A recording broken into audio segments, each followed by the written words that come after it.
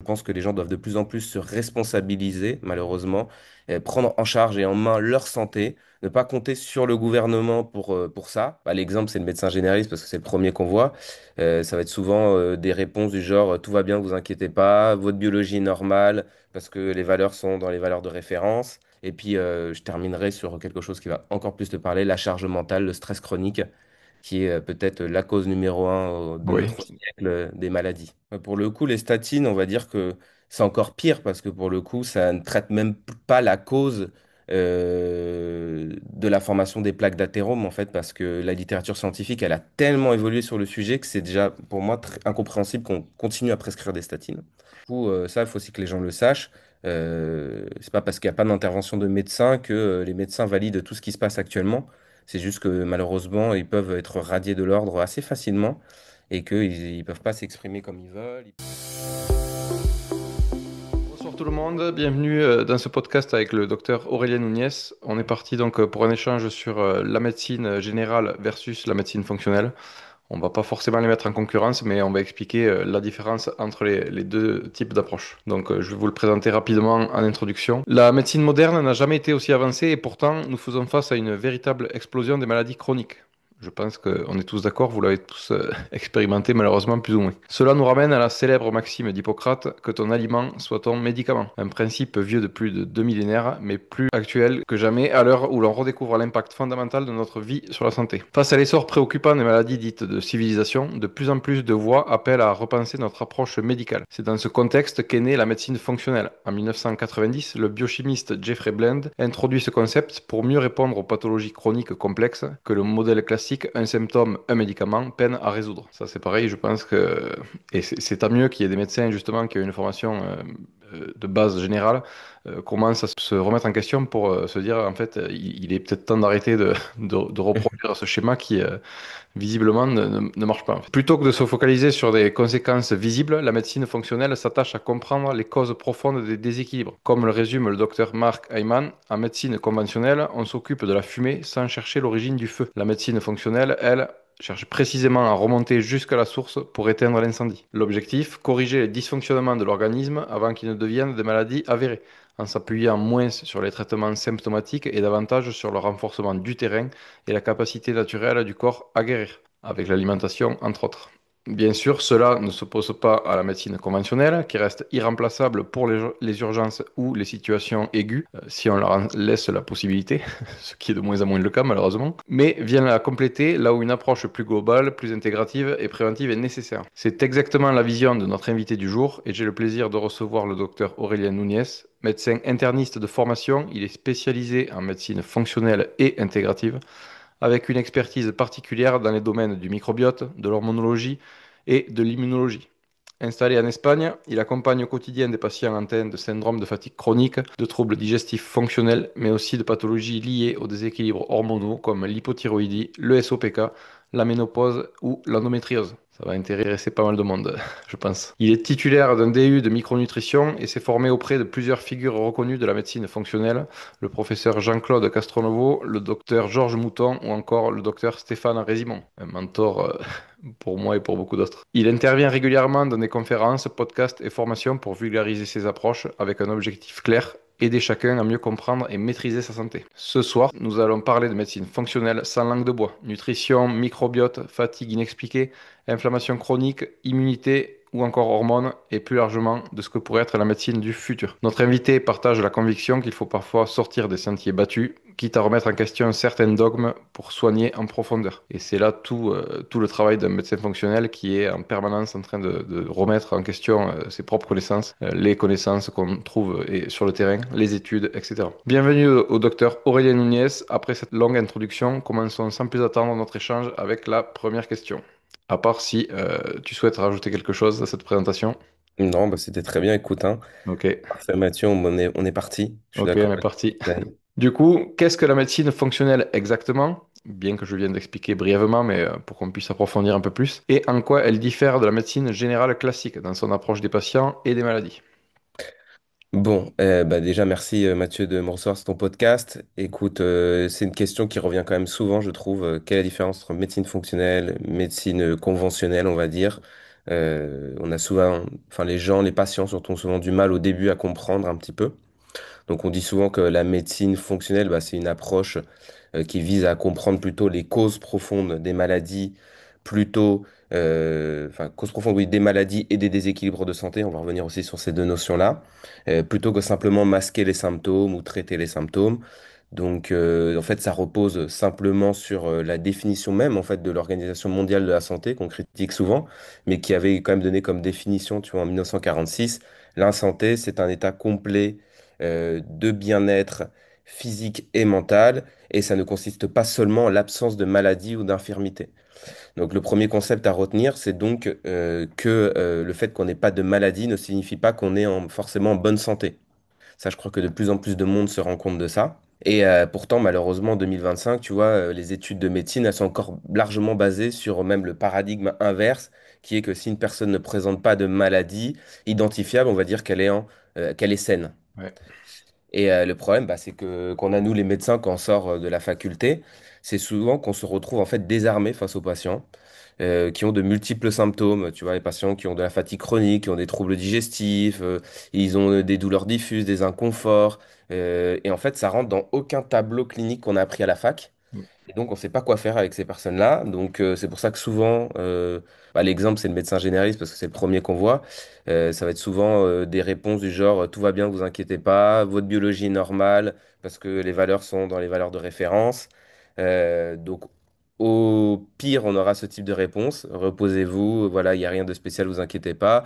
Au mieux, ils mettront en place un traitement symptomatique sans plus. Et puis, même, il y a des cas où on voit bah, des choses qui, de notre point de vue, paraissent un peu délirantes. C'est-à-dire que quelqu'un qui a des valeurs, par exemple, de glycémie, donc de sucre dans le sang, qui est encore pas dans les, si tu veux, dans les rangs de résistance à l'insuline, donc le prédiabète, voire de diabète, bon, on va dire à la personne tout va bien, alors qu'on voit d'année en année que ça dérape et que ça monte de plus en plus et qu'à un moment donné, il va être en prédiabète ou en résistance à l'insuline.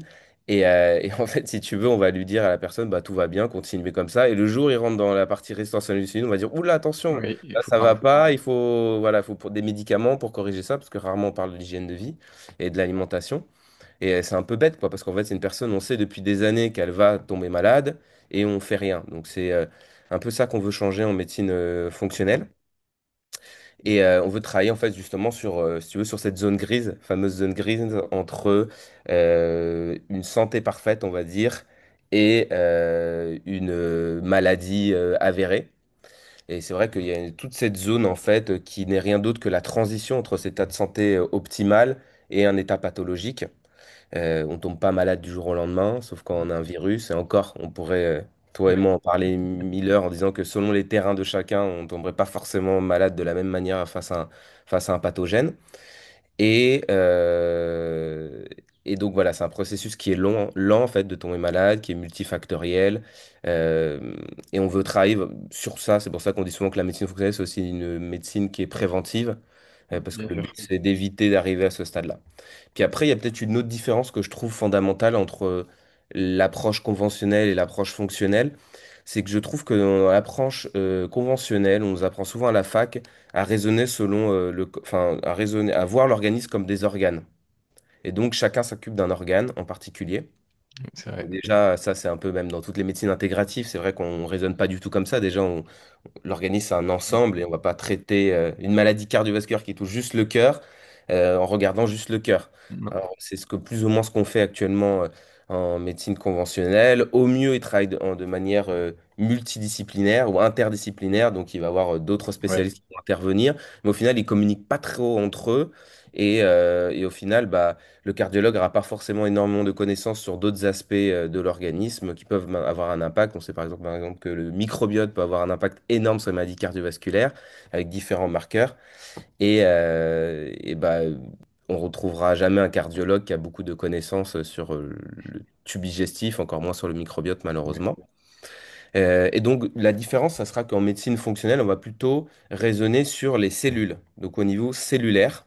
Et c'est une notion essentielle parce qu'en fait, les tissus sont constitués de cellules et les tissus sont ce qui forment les organes. Donc, c'est quand même beaucoup plus important et intéressant de travailler au niveau cellulaire qu'au niveau des organes déjà. Ouais. Euh, Donc l'objectif de la médecine fonctionnelle, je dirais que ça va être de restaurer le fonctionnement optimal cellulaire en s'attaquant aux causes profondes qui vont, si tu veux, produire des dommages au niveau des cellules ou des dysfonctionnements au niveau des cellules. Donc on va regarder par exemple le métabolisme énergétique, notamment au niveau de ce qu'on appelle la mitochondrie, qui est centrale à l'énergie des cellules, et on sait qu'il y a de plus en plus d'évidence scientifique que leur dysfonctionnement est à l'origine d'énormément de maladies, voire de toutes les maladies. Donc on va regarder aussi autre chose qu'en lien avec les mitochondries, qui s'appelle le stress oxydant, qui est l'équilibre entre tout ce qui nous oxyde, la lumière du soleil, l'inflammation chronique, quand le système immunitaire libère des molécules qu'on appelle cytokines, etc., qui sont des molécules qui sont là pour détruire des pathogènes. C'est aussi des molécules qui vont causer des dommages à nos cellules, donc des dommages oxydatifs. Et puis tu vas voir aussi, ça va te parler, les foies aussi, le foie aussi, quand il fait mal son travail de détoxification, il peut aussi libérer des radicaux libres qui sont des molécules qui sont pro-oxydantes. Et si tu veux, le corps, heureusement, c'est ce que je dis tout le temps à mes patients, il est bien fait. On a notre propre système antioxydant qui est là pour réguler cette oxydation. Et donc, on sait maintenant que le fait d'avoir du stress oxydant, donc un déséquilibre de cette balance, est la cause de beaucoup de maladies chroniques et une des causes principales du vieillissement aussi. Donc ça, c'est des mécanismes qui sont au niveau des cellules. Ça, c'est important que les gens comprennent parce que ça paraît très abstrait. Mais en fait, quand on ouvre les recherches scientifiques, on va sur PubMed, qu'on se met à lire des articles scientifiques, en fait, c'est des termes qui reviennent systématiquement dans la physiopathologie des maladies. Ça va parler de stress oxydant, d'inflammation chronique de bas grade. Ça, c'est une autre cause au niveau cellulaire qu'on essaie de traiter en médecine fonctionnelle ou intégratif. Les déséquilibres hormonaux. On sait que les hormones ont des actions très importantes sur les organes, pour le coup, et les tissus et les cellules. Ça va être aussi, on va beaucoup regarder ce qu'on appelle la micronutrition, les excès, les déficits en micronutriments. Pourquoi? Parce que bah, les micronutriments, il y en a beaucoup déjà qui sont essentiels. Essentiels pourquoi? Parce que l'organisme ne peut pas les fabriquer, donc il faut les apporter par l'alimentation. Mm. On parlera peut-être plus tard de l'alimentation et de l'alimentation 2025 qui n'est pas du tout la même qu'il y a plusieurs Non. siècles en arrière. Et les micronutriments sont importants parce qu'ils ont aussi un rôle sur le métabolisme. Notamment, c'est des cofacteurs de beaucoup d'enzymes dans le corps qui sont celles qui vont réguler les processus biochimiques nécessaires en fait au fonctionnement métabolique correct du corps. Mm. Donc, si on n'est pas bien équilibré en micronutriments, bah, en gros, il y a tout qui déraille et on va avoir plein justement de petits symptômes qui paraissent pas connectés les uns aux autres d'un point de vue de médecine conventionnelle, mais d'un point de vue de la médecine fonctionnelle. En tout cas, nous, ça a tout de suite du sens quand on les écoute chez les patients. Et puis, il y a des éléments clés qu'on peut plus du tout ne pas, si tu veux, comment on pourrait dire, évaluer actuellement en 2025, c'est le microbiote intestinal. On sait que, bah, tu l'as dit, la phrase, toutes les maladies commencent dans le tube digestif. Ça, c'est une phrase assez connue. Euh, Maintenant, on peut plus ne pas regarder l'environnement du patient. Ça, c'est aussi, je pense, un gros défaut de la médecine conventionnelle quand moi j'étais à la fac, c'est en fait, à aucun moment on nous enseigne malheureusement l'impact de l'environnement sur la santé des personnes alors que c'est primordial. On voit tous les scandales qu'il y a à répétition sur les perturbateurs endocriniens, juste les PFAS pour noter que, Ouais. les pesticides, hein, on va pas parler de la loi du plomb, mais voilà, tout ce qu'on réintroduit constamment dans notre environnement qui va contribuer à dégrader, à débiliter notre microbiote intestinal, qui va avoir du coup des conséquences inflammatoires au niveau digestif, mais aussi systémique. Donc ça aura des répercussions sur nous. Beaucoup de perturbateurs endocriniens peuvent s'accumuler dans notre organisme. Et donc plus on vieillit, plus on en a et plus on va avoir de dommages liés à ça. On peut parler des métaux lourds aussi, qu'on retrouve partout. Il Oui. y a des polémiques constamment aussi. Mercure dans le saumon, dans le thon. On peut parler du cadmium dans les farines, etc. L'arsenic dans le riz, etc. Enfin, Oui. j'ai l'impression que chaque mois, il y a Un un nouveau nouveau, scandale ouais. qui apparaît, mais il n'y a aucune mesure qui est prise par le gouvernement pour réduire ça. Donc, c'est vraiment aussi peut-être une autre chose, un autre message à faire passer dans ton podcast, c'est la notion que je pense que les gens doivent de plus en plus se responsabiliser, malheureusement, prendre en charge et en main leur santé, ne pas compter sur le gouvernement pour ça. Et ça, ça passe justement maintenant par mettre des filtres sur leur arrivée d'eau. Voilà. Essayer de manger bio, même si on sait que ça peut avoir ses défauts aussi, que c'est pas parfait, mais essayons de manger bio, local, selon notre budget, parce que c'est vrai que tout le monde, malheureusement, les gens n'ont pas des budgets infinis, c'est de plus en plus dur, mais il y a quand même des solutions qui existent. Voilà, des petites choses comme ça, mais qui permettent déjà de réduire l'impact de l'environnement sur notre santé. Et puis, je terminerai sur quelque chose qui va encore plus te parler, la charge mentale, le stress chronique, qui est peut-être la cause numéro un de Oui. notre siècle des maladies. C'est clair. Ça fragilise le terrain et du coup, ça laisse la place à justement toutes les pathologies derrière, à toutes les toxines, etc., d'avoir encore plus de place pour s'installer. Ouais, donc je trouve Je que suis- c'est un gros accélérateur, déclencheur de Ouais, c'est ça. maladies. Ouais, bah ouais, c'est ça. Souvent, on voit des gens qui ont un terrain qui est pas bon, du stress oxydant, de l'inflammation, trop de sucre dans le sang, des carences en micronutriments. Au niveau hormonal, c'est pas équilibré. Et puis d'un coup, il y a un événement de vie très important qui se produit, et c'est là où la maladie se déclenche. Combien j'ai de patients, tu vois, qui ont vécu par exemple la mort d'un proche, de leur conjoint, de leur papa, maman. Ils ont perdu le boulot qui leur tenait à cœur. J'ai une patiente encore il n'y a pas longtemps, on a brûlé sa maison, un incendie criminel. Une semaine après, il déclenche des maladies. C'est pour Ah celle-là, oui. c'est une sclérose en plaques. Tu te dis, bon, c'est forcément connecté, hein, c'est pas le hasard, comme on peut nous enseigner Ouais, à bah la oui. fac. Voilà, clairement, ça a été le déclencheur. Donc, et puis bon, de toute façon, il y a aussi un stress. Donc ça, c'est le stress très aigu qui peut déclencher des choses. Et puis il y a aussi ce stress chronique qui ronge un peu les gens au quotidien. On le voit clairement, que ce soit les gens qui sont en excès de cortisol ou les gens qui sont totalement caressés en cortisol, qui sont en burn-out, qui vivent épuisés, etc. Donc c'est vrai que en médecine fonctionnelle, voilà, on va avoir une approche qui va être beaucoup plus individualisée. On sait qu'on est tous différents, on a tous une génétique différente, une épigénétique différente, un exposome différent, c'est-à-dire notre environnement, les conséquences de notre environnement sur nous. Et on sait qu'on a tous un microbiote qui est différent. Et donc on ne peut pas prendre en charge les gens malheureusement comme on nous a appris à la fac, où c'est des traitements standardisés. On apprend des algorithmes de mémoire diagnostic, on fait tac, tac, tac, on fait ces analyses-là. Si c'est positif, c'est ce traitement, la première ligne, ça marche pas. Ce traitement, la deuxième ligne, ça marche pas. Ce troisième ligne. Et c'est tout en fait. Et tous les gens donnent la même chose, alors qu'on sait que c'est bien plus complexe que ça, quoi. C'est Donc, la médecine, pardon, c'est la médecine pouce-bouton, comme le dit le docteur Stéphane Résimon. c'est ça, c'est malheureusement une médecine un peu pouce-bouton. Et donc, du coup, en médecine fonctionnelle, on n'a rien inventé. On reprend, il faut quand même donner du crédit à toutes Logique. ces médecines anciennes, l'Ayurveda, médecine chinoise, médecine intégrative. En fait, on reprend ces concepts-là et on essaye de faire une médecine qui a une approche qui est individualisée, qui est centrée sur les grands systèmes de régulation de l'organisme, digestion, immunité, hormones, détoxification.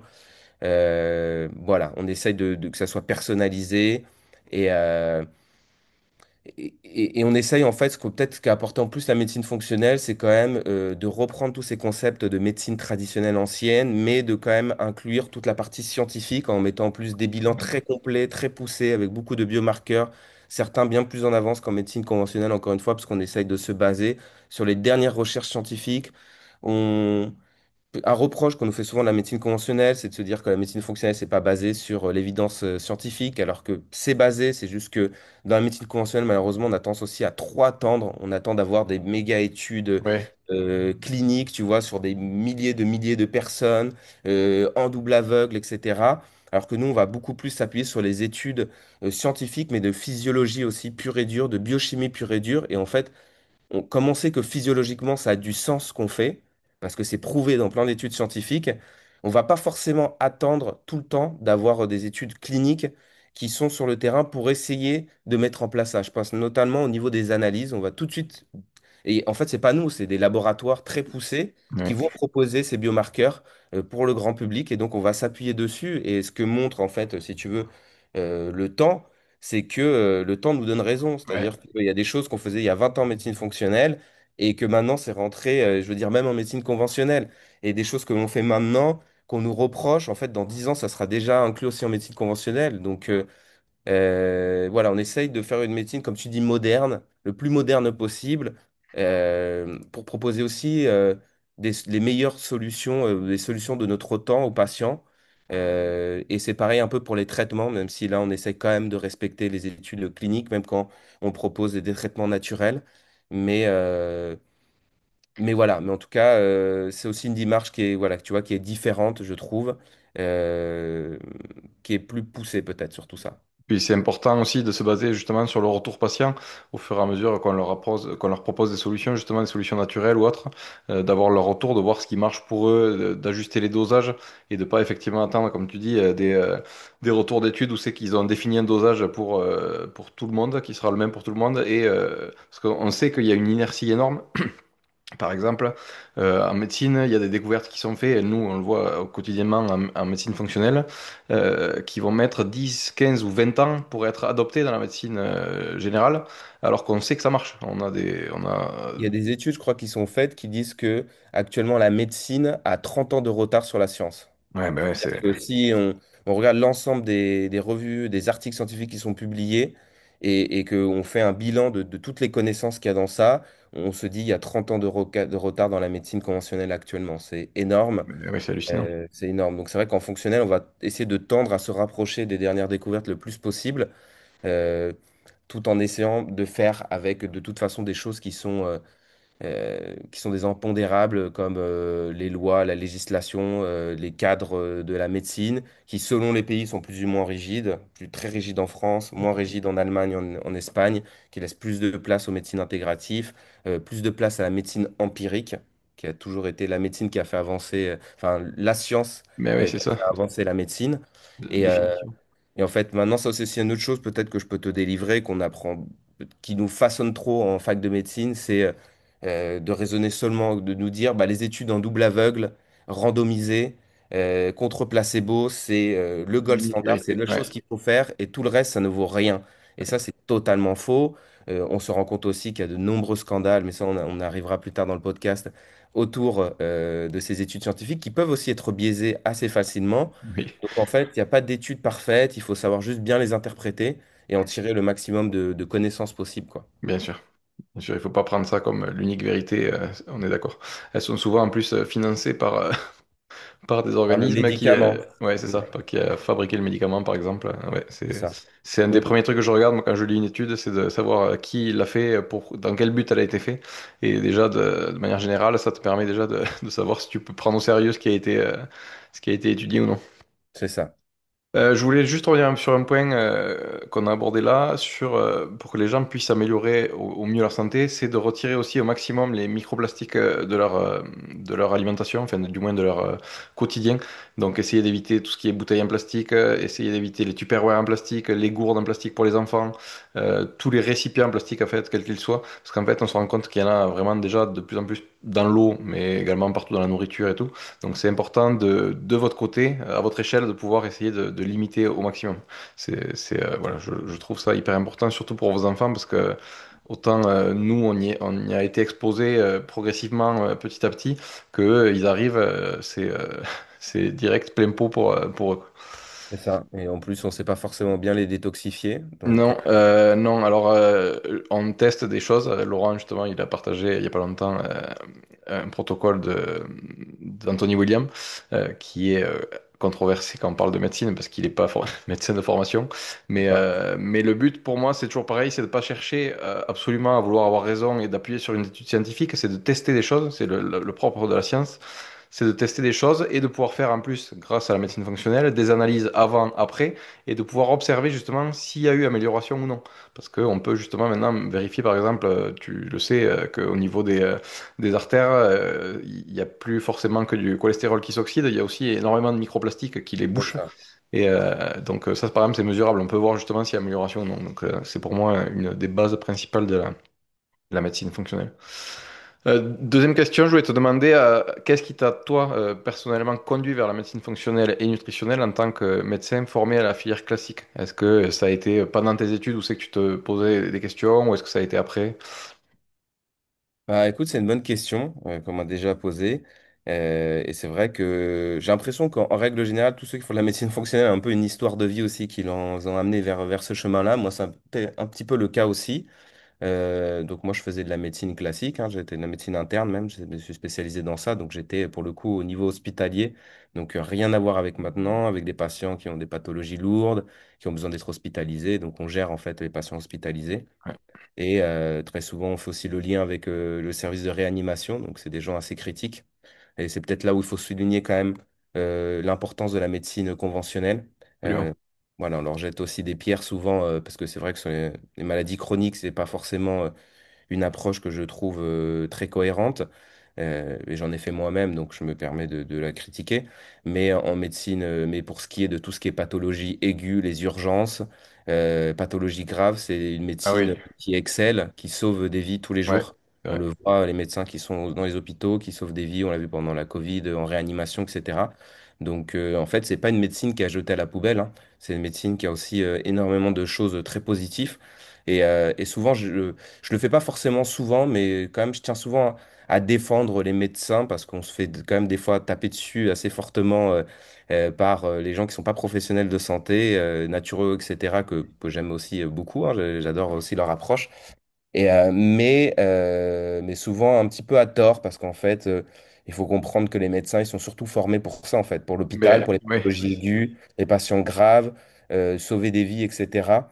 Et donc, dans ce domaine-là, ils excellent. Et c'est en fait, c'est surtout ça qu'on apprend à la fac. Donc, des fois, il y en a qui disent, en fait, mais qu'est-ce que vous apprenez pendant vos études? 10 ans, voilà, vous comprenez pas le stress oxydatif, l'inflammation, etc. Et en fait, il faut comprendre qu'on est formé sur d'autres choses, en fait, et que on est formé à des cas graves qui sont pas faciles déjà à vivre, même psychologiquement, parce que on perd beaucoup de patients, on est confronté beaucoup à la mort, oui, et ça, tout le monde pourrait pas le tolérer. Des gens qui saignent énormément, des plaies, du pus, des choses vraiment difficiles à gérer. Et je trouve que bah, ces médecins, ils le font très bien, ils sont très spécialisés pour ça. Et là, pour le coup, faire des algorithmes, suivre des protocoles, on sait que ça marche plutôt bien. Donc c'est pour ça qu'il ne faut pas des médecines à opposer, mais que ça serait bien qu'ils puissent travailler la main dans la main. oui, Et, euh, et donc moi, quand j'ai commencé, bah, je faisais cette médecine-là, aiguë, urgence, post-opératoire.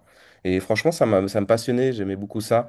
Mais je me suis rendu compte en fait que déjà, c'était des patients qui étaient assez graves, qui avaient beaucoup de pathologies les unes sur les autres, insuffisance rénale, hépatique, ils avaient déjà eu un, deux, trois infarctus, peut-être même un cancer dans leur vie, tout ça sur un même patient, hein, des gens très graves, très critiques. Et je me rendais compte en fait que quand ils venaient à l'hôpital, on les soignait par exemple d'une pneumonie. Et en fait, à chaque fois, ils revenaient pour quelque chose d'autre. Et en fait, je me suis dit, en fait, on n'est pas en train de traiter les causes de leur maladie. On augmentait leur traitement. Tu vois, s'ils avaient du diabète, on leur rajoutait encore un autre médicament, encore un autre médicament. Bah, moi, jamais, à aucun moment, travaillé l'assiette du patient. oui. Et à cette époque, ça coïncidait un peu à un moment de ma vie où je m'intéressais au fitness. Je commençais à faire plus, tu vois, de faire un peu de la musculation. Et comme beaucoup de gens qui commencent ce domaine-là, on commence du coup à s'intéresser bah, déjà à l'activité physique. On commence à s'intéresser à comment mieux manger pour gagner plus de muscles. Et c'est là où je me suis commencé donc du coup à m'intéresser à l'alimentation, au sport. Et je me suis dit, tiens, j'ai rien vu de tout ça dans mes études. À part, ouais, une année, on fait de la biochimie, donc on voit les hydrates de carbone, les protéines, mais c'est tout. Cycle de Krebs, etc. Et en fait, si tu veux, c'est un peu comme ça que j'ai commencé déjà à m'intéresser à ça. Et puis après, j'ai eu une infection parasitaire assez grave pendant mes études de médecine, et une jardiose. Et en fait, je me suis rencontré un peu, enfin, j'ai un peu emprunté le même chemin que beaucoup de nos patients qui sont en errance médicale, c'est-à-dire que j'ai fait de gastro en gastro. Euh, on m'avait fait un test parasitologique des selles, mais qui était revenu négatif. Et donc là, j'ai commencé un peu à dériver, endoscopie, colonoscopie. Euh, on commence à dire que c'est dans ta tête, que tu es stressé, que c'est la fac, que c'est pour ça que t'es pas bien, que tu as des nausées, des reflux, que tu as mal au ventre. Et toi, tu sais que c'est pas ça, que c'est pas le cas. Enfin, tu sais qu'il y a du stress, mais que c'est pas ça qui cause tes symptômes, que tu vraiment pas bien au quotidien. Et c'est là où j'ai commencé un peu à dériver du coup dans les médecines intégratives, médecine Ayurveda par exemple, qui m'a pas mal aidé, avec des traitements à base de phytothérapie qui m'ont soulagé au niveau digestif. C'est là où je me suis aussi pris conscience quand même de l'importance du stress en règle générale. Donc je me suis formé en mindfulness pour comprendre, méditer, comprendre voilà les choses. Et voilà, en dérivant, tu vois, peu à peu et vouloir trouver des solutions pour moi, je commençais à m'intéresser au microbiote. Et après, je suis tombé du coup dans la médecine fonctionnelle quand j'ai vu que je cherchais en fait à partir de là, si tu veux, une approche qui prenait en compte déjà l'hygiène de vie. Donc il fallait qu'il y ait de l'alimentation, le sport, le stress, le sommeil. J'en trouvais pas. Et quand j'ai découvert la médecine fonctionnelle, c'est là où je me suis dit, bah ouais, c'est trop bien, c'est ce que je veux faire, ça Ouais. reprend tout ça. On essaie de chercher les causes profondes, on travaille le microbiote. Et puis bah, c'est là où j'ai trouvé des réponses aussi à mes problèmes digestifs, du coup. Ok, Et voilà un petit peu le parcours, quoi. ok, parfait. Justement, traiter les symptômes versus s'attaquer aux causes, c'est une formule qu'on entend souvent pour comparer médecine allopathique et médecine fonctionnelle. Du coup, concrètement, peux-tu nous donner un exemple qui illustre bien cette différence d'approche? Alors, j'ai pris comme exemple l'endométriose, parce que Ok. j'ai quand même pas mal de patientes qui en ont. Et c'est vrai que en médecine conventionnelle, le traitement de première intention de l'endométriose, bah, c'est généralement de donner la pilule contraceptive. Hmm. Donc, c'est ce qui est indiqué. Ça va permettre de bloquer les cycles menstruels de la femme. Et donc, ça peut soulager les douleurs, effectivement, puisque comme elle va plus avoir de cycle, il va plus avoir trop ou moins de symptômes liés à ces cycles qui sont très douloureux chez la femme qui souffre d'endométriose liée aux lésions qu'elle peut avoir à différents niveaux, voilà, ligaments, même au niveau péritoine, donc au niveau de tout ce qui est intestin, par exemple, même au niveau du rectum, ça peut faire des douleurs quand elles vont à la selle, etc. Et donc, effectivement, si on coupe les cycles en prenant une pilule contraceptive, on va couper les mécanismes un petit peu de la maladie, mais on va pas traiter les causes de la maladie. Et en plus de ça, on va faire face à un autre problème, c'est que les cycles naturels de la femme, on le sait, elles sont importantes pour leur santé globale. Ça, il y a beaucoup de femmes qui, même elles, l'ignorent. C'est-à-dire que les hormones féminines, les oestrogènes, la progestérone, elles vont pas jouer uniquement, si tu veux, un rôle dans la reproduction, dans les organes génitaux. Elles vont aussi agir sur le cerveau, sur la mémoire, la concentration, sur la densité osseuse, notamment les oestrogènes. On sait que les femmes ménopausées peuvent souffrir beaucoup plus d'ostéoporose. Sur le sommeil, les femmes ménopausées, encore une fois, je prends cet exemple, ont des réveils fréquents, des surnocturnes, etc. Sur la peau, l'humeur, la gestion du stress. On sait que la progestérone, c'est une hormone qui est particulièrement anxiolytique, ce qui est paradoxal parce que maintenant, il y a énormément de femmes qui ont des syndromes prémenstruels où en phase lutéale, elles vont avoir énormément d'anxiété, ou alors que c'est censé être la phase où on a le plus de progestérone, qui est une Ouais. hormone qui fait totalement l'inverse. Et on voit que la majorité des femmes, elles devraient être hyper calmes avant les règles et sereines. Et c'est pas du tout le cas de Non, la c'est majorité des l'inverse. femmes. Elles sont hyper anxieuses, elles commencent à avoir des idées dépressives, etc., etc. Et donc, et ça joue aussi ces hormones sur l'inflammation, sur le microbiote, etc. Donc en fait, bloquer de manière chronique les cycles, ça va du coup entraîner, si tu veux, ça va priver le corps d'un équilibre hormonal physiologique qui a des fonctions bien plus larges que la reproduction. Donc en médecine fonctionnelle, ce que nous on va préférer, c'est une approche qui est plus logique. On va essayer de chercher les causes sous-jacentes à l'endométriose qu'on retrouve dans la littérature scientifique. Et encore une fois, ce que dit la littérature scientifique, c'est les causes qui produisent des dommages au niveau des cellules, qui va être responsable, donc au niveau des cellules qui forment les organes de la femme, ou donc utérus principalement, endomètre, de générer cette pathologie qui est l'endométriose. Et donc, ça va être bah, le stress oxydant, on en a un peu parlé, l'inflammation chronique de bas grade, ça va être d'avoir des excès d'œstrogènes, ça peut être aussi des déficits de progestérone. Et puis, il y a une cinquième cause à l'endométriose, c'est l'exposition aux perturbateurs endocriniens. On en a parlé, toi et moi, c'est peut-être pour ça qu'il y en a autant actuellement. Il faut aussi se poser des questions, parce qu'on n'a jamais été soumis à autant de perturbateurs endocriniens. Et donc, l'idée, ça va être de plutôt traiter chacune de ces causes. Ça, c'est le docteur Stéphane Rézillon qui prend toujours cette métaphore. On a un bateau, il a plein de trous. Bah, si on veut qu'il coule pas, il faut boucher tous les trous et pas juste en boucher un. Ouais. Donc, c'est toujours ce qu'on fait en médecine intégrative. On essaie de trouver toutes les causes. Et en traitant toutes les causes, franchement, on a de très bons résultats sur l'endométriose. Maintenant, je peux le dire parce que j'ai beaucoup de retours patients avec des femmes qui ont des cycles qui sont beaucoup plus asymptomatiques. Ils se régulent aussi beaucoup plus parce que des fois, il y a des irrégularités dans les cycles, des règles qui se passent mieux. Souvent, on arrive à qu'il n'y ait plus de symptômes prémenstruels aussi et sans donner la pilule. Et ça, malheureusement, ça, c'est encore des grandes différences d'approche entre la conventionnelle et la fonctionnelle, sur lesquelles on aimerait bien s'entendre un peu plus. Voilà. Mais là, tu as un exemple concret pour le coup, hein. Ok, parfait. J'aurais voulu aussi qu'on prenne l'exemple des statines, moi, qui est, on est d'accord pour dire que ça résout rien au problème, qu'au contraire, ça en déclenche possiblement d'autres, parfois, et ça traite pas du tout la cause, mais la conséquence. Pour le coup, les statines, on va dire que c'est encore pire parce que pour le coup, ça ne traite même pas la cause de la formation des plaques d'athérome, en fait, parce que la littérature scientifique, elle a tellement évolué sur le sujet que c'est déjà, pour moi, incompréhensible qu'on continue à prescrire des statines. Les statines, c'est un médicament, c'est une famille de médicaments qui vont agir en fait en inhibant une enzyme clé du foie, qui est la HMG-CoA réductase. Et donc, cette enzyme, elle va transformer en fait, au niveau biochimique, le cholestérol, enfin, transformer certains éléments pour fabriquer, pour produire du cholestérol. Et et donc, en fait, quand on donne des statines, on va bloquer cette enzyme. En bloquant cette enzyme, le corps ne fabrique plus de cholestérol. Donc déjà, ce qu'il faut comprendre, c'est que les deux tiers du cholestérol, déjà les deux tiers du cholestérol donc, sont fabriqués effectivement par notre corps, un tiers vient par l'alimentation. Ça, c'est un premier point qu'il faut mettre en place. Donc, en fait, tout ça, ça part de l'idée du paradigme que, en fait, c'est parce qu'on a trop de cholestérol, qu'on va avoir trop de plaques au niveau des artères, qui sont elles-mêmes du cholestérol dedans. Et donc, du coup, si on baisse le niveau de cholestérol des patients, cela va permettre d'avoir moins de plaques. Or, ce qu'on se rend compte, c'est que c'est totalement faux. En fait, le cholestérol n'est qu'une victime de ce processus physiopathologique.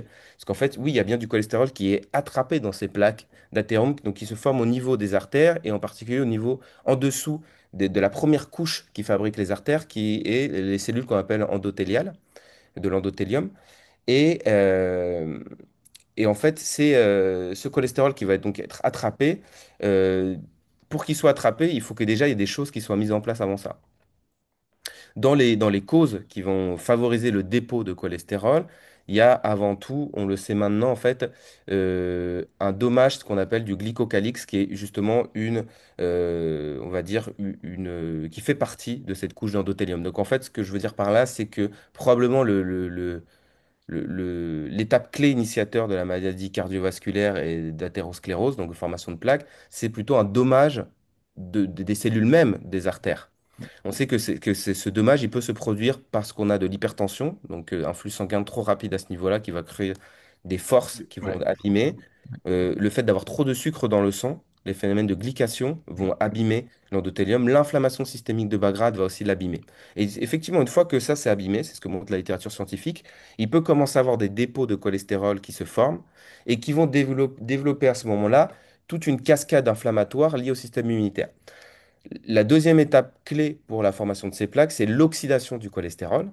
Donc en médecine fonctionnelle, on peut déjà mesurer cette oxydation au lieu de se faire simplement une analyse du cholestérol classique, cholestérol total, le LDL cholestérol, Et le HDL cholestérol et les triglycérides. On va nous mesurer ce qu'on appelle le LDL cholestérol oxydé. ouais. Donc en fait, on va regarder à quel point chez le patient ce cholestérol est oxydé. Ouais. Dans une des causes qui abîme l'endothélium, pardon, je vais aussi noter quand même, parce que c'est important, le tabac, Ouais. qui est une cause quand même très fréquente. On sait très en lien, une des causes principales en lien avec la formation de plaques. Et donc, une fois que ce cholestérol s'oxyde, là, tout de suite, le système immunitaire s'emballe.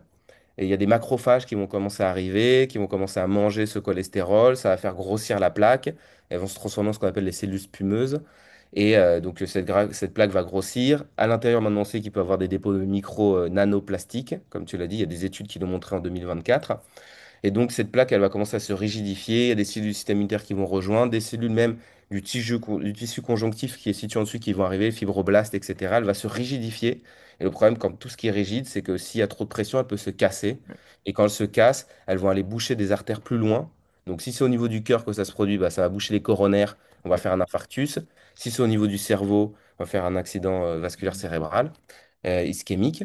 Et donc, en fait, ce que je veux dire par tout ce processus-là, c'est que, en fait, maintenant, c'est le fameux gap dont on a parlé au début. La science, elle a des années-lumière de ce que fait la médecine actuellement sur ce sujet. Ouais. C'est catastrophique.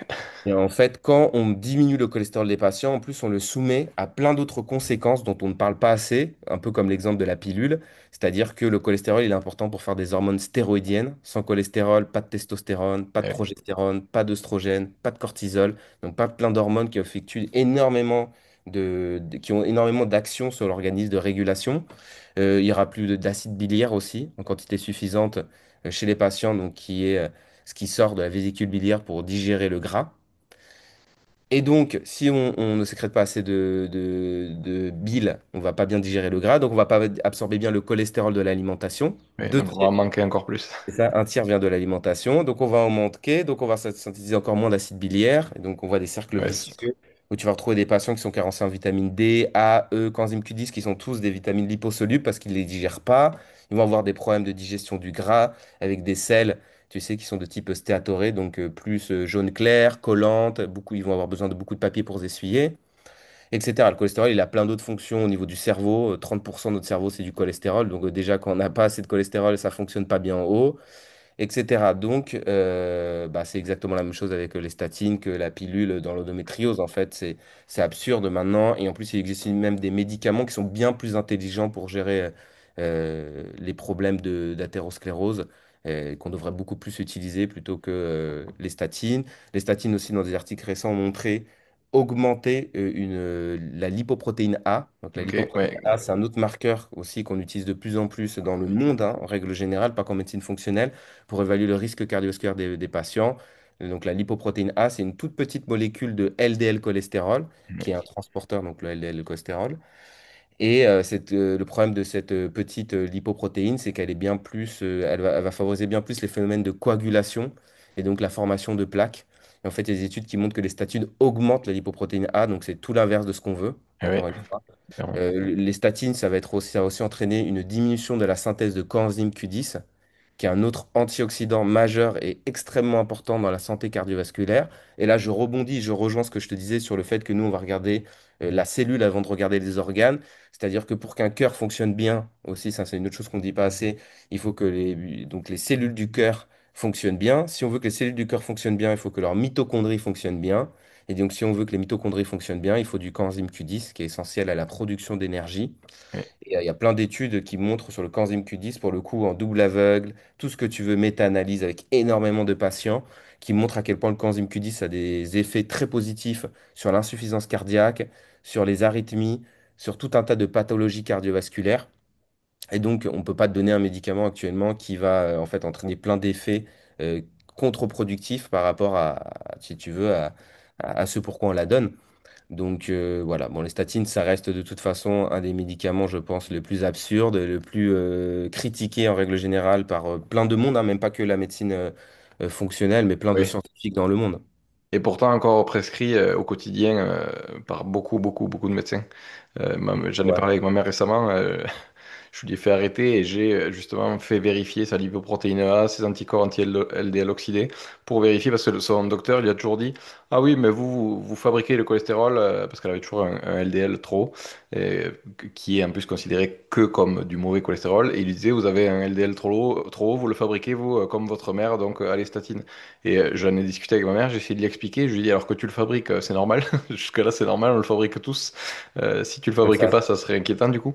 Mais je lui ai dit, en avoir un taux haut, même un cholestérol total trop haut, c'est pas inquiétant, c'est justement s'il s'oxyde. Et donc, j'ai fait vérifier justement ça.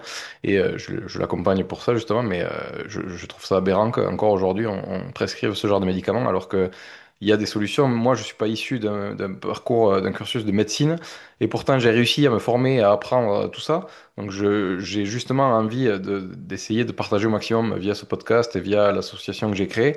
euh, Faire des vidéos, échanger, faire des formations, enfin des formations ou des séminaires pour justement que les médecins généralistes puissent avoir ces informations-là, qu'il existe d'autres solutions que de prescrire bêtement un médicament sans chercher vraiment à comprendre qu'est-ce qu'il y a et sans chercher à observer des bilans biologiques, justement déjà en arrêtant de se baser sur les valeurs de référence. Ça aussi, c'est un des trucs majeurs où il faut vraiment ouvrir le dialogue là-dessus.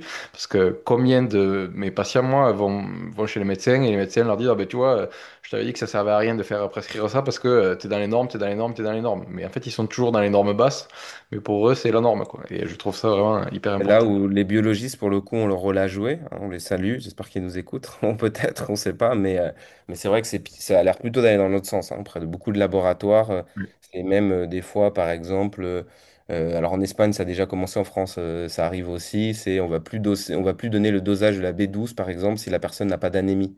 ouais, Comme si la B12 n'avait comme rôle sur l'organisme que la formation des globules rouges, alors qu'on sait que c'est une vitamine qui a un rôle déjà juste épigénétique majeur, donc ouais. potentiellement qui influence l'ensemble de nos gènes, donc l'ensemble de notre organisme.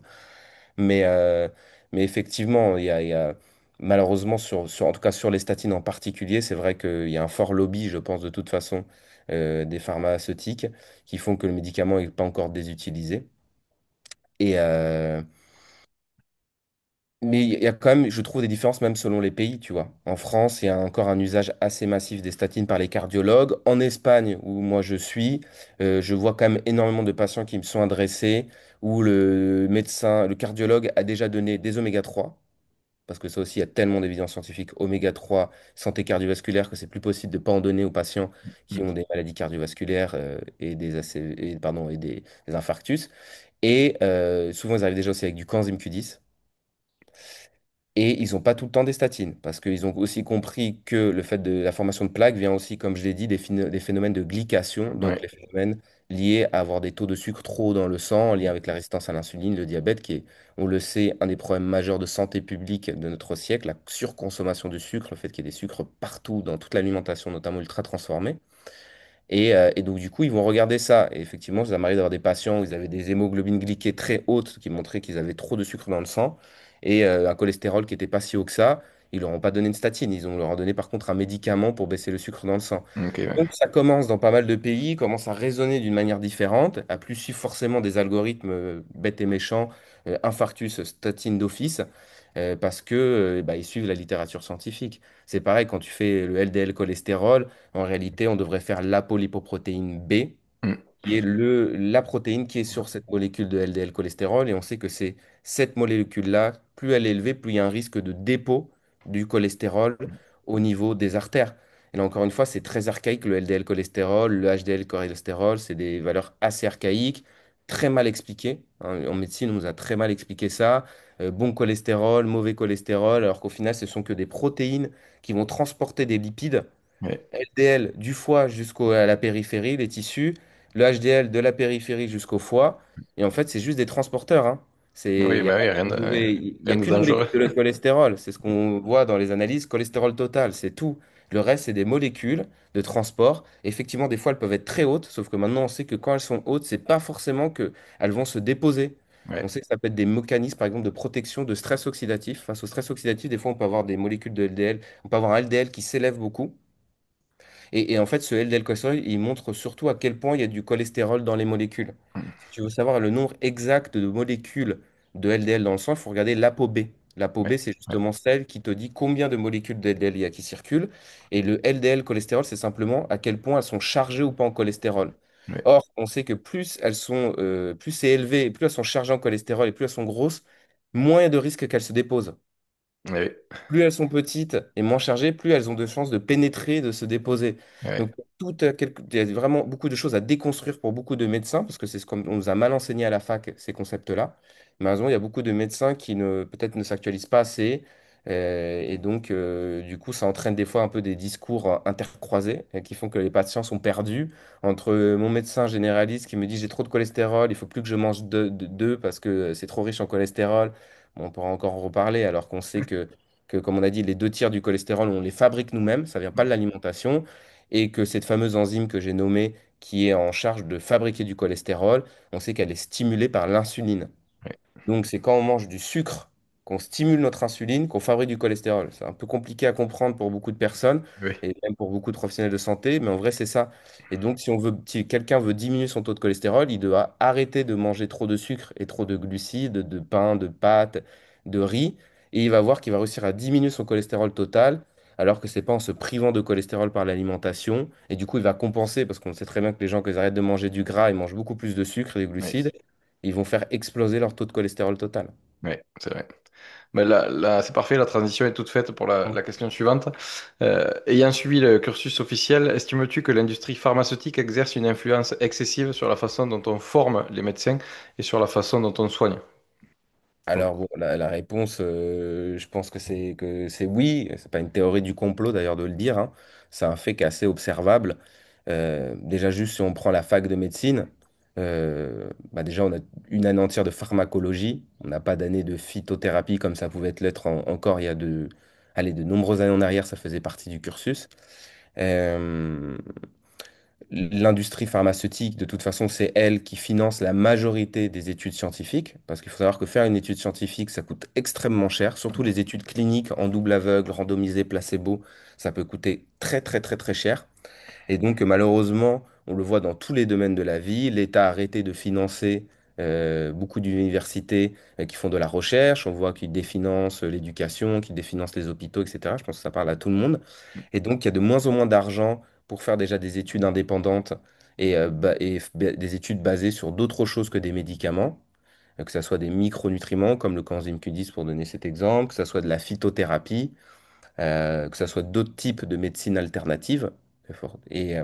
Et donc, du coup, la majorité déjà des articles qui sortent, c'est des articles donc, basés sur le médicament. Donc, bah déjà, ça pousse à que les médecins utilisent énormément de médicaments. On nous apprend que pour soigner les gens, il n'y a que les médicaments qui fonctionnent. Or, on voit bien en médecine fonctionnelle, bah, on donne du coenzyme Q10, on fait des bilans, comme tu dis, avant-après, on voit qu'on améliore énormément de paramètres métaboliques. Donc, pour le coup, on peut l'objectiver sur énormément de patients que ça marche. On sait aussi maintenant, et ça c'est aussi sorti dans des revues, des grandes revues scientifiques, hein, que beaucoup de peer reviewers, donc c'est ceux qui vérifient les études scientifiques avant qu'elles soient publiées, donc ça c'est une autre chose que beaucoup de gens ne connaissent pas, c'est que quand un scientifique fait une étude scientifique, avant de pouvoir la publier dans des grandes revues scientifiques, Nature et Par des... compagnie, il doit être révisé par des pairs scientifiques, du coup, qui vont vérifier si son étude a été bien faite, si c'est pas faux, s'il y a bien les vraies données derrière, etc. Or, il y a des articles qui sont sortis il n'y a pas longtemps qui montrent que les quatre revues principales de médecine, donc c'est-à-dire les plus prestigieuses, tous les peer reviewers, pardon, ont reçu, c'était dans de l'ordre de plusieurs milliers de millions de... C'était non, c'était une somme aux alentours de 4 milliards de dollars d'argent de la part de Big Pharma Ouais, durant les dernières années. Donc en fait, la médecine, malheureusement, la science, malheureusement, a été gangrénée depuis longtemps par l'industrie pharmaceutique. Et donc, beaucoup d'articles, des fois, paraissent dans des grandes revues alors qu'ils avaient des biais. L'évidence derrière les données n'était pas solide. Et ça fausse bah, du coup énormément la science parce que du coup, on sait plus, on lit tout et son contraire, hein, et c'est un peu ce qu'on voit, hein. Tu peux trouver des articles qui vont dans les deux sens. Et il faut faire vraiment preuve d'énormément il faut observer extrêmement bien les études. Il ne faut pas juste lire déjà la conclusion, comme on voit que, comme ouais, beaucoup le font. Il faut vraiment essayer de tout lire, voir qui a écrit l'article, s'il a des liens avec l'industrie pharmaceutique, s'il a touché de l'argent dans l'année par l'industrie pharmaceutique, si l'article est écrit par par directement le laboratoire, parce que ça arrive aussi. ouais.